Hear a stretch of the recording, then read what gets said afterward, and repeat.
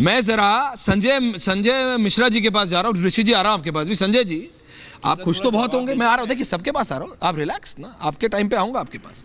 संजय मिश्रा जी आप बताइए मेरे को, खुश हैं आप? लेकिन आपके नेता कह रहे थे कि 220, तो जो कहीं ना कहीं मतलब एक्सपेक्टेशन थी वहां तक नहीं पहुंचे, और करने की जरूरत है। क्या ये दारू वाले स्कैम की वजह से आप लोगों को ये कमी हुई, क्या हुआ कारण?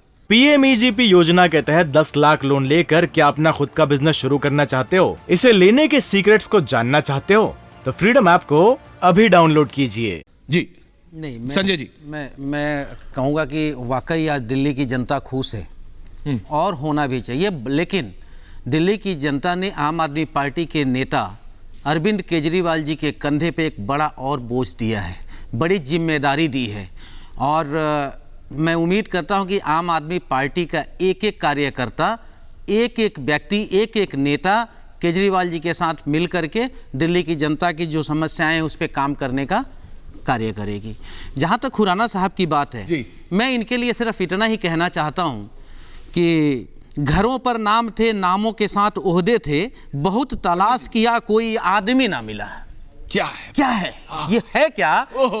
ये है खुराना साहब के लिए आदमी ना मिला है। इनको 7 सांसद दिल्ली ने दिए और 303 सांसद दिए, 303 सांसद दिए, लेकिन इन्होंने जनता से ऐसे कटे जैसे कांग्रेस धीरे धीरे कटी थी। ये 8 साल में ही कटी है। और ये इनके लिए कंसर्न की बात है, इसीलिए हरीश मेरे को अच्छा लगा कि कम से कम हरीश खुराना ने एक्सेप्ट किया कि हाँ हमको करना पड़ेगा और सिर्फ इंट्रोस्पेक्ट नहीं, एक्शन लेना पड़ेगा। और जल्दी क्विक एक और ऐड कर, हाँ बोलिए ना, एक और दोबारा। और ये मेरे तरफ से सजेशन है जी भारतीय जनता पार्टी की। अच्छा आप दे रहे हैं? आप बिल्कुल दे रहा हूं।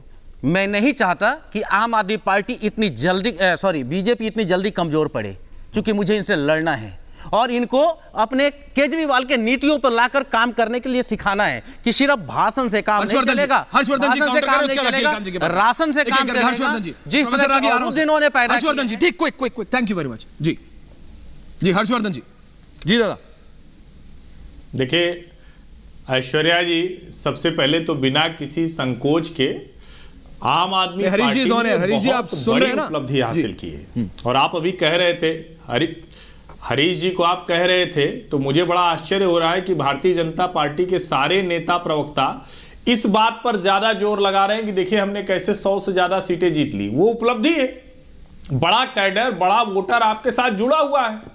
लेकिन आप सोचिए कि ये इस दौर में है जहां दिल्ली में भारतीय जनता पार्टी का सबसे पहले जनसंघ के समय से मजबूत गढ़ है, जहां आप कुछ भी कहें नरेंद्र मोदी यहीं सत्ता में है।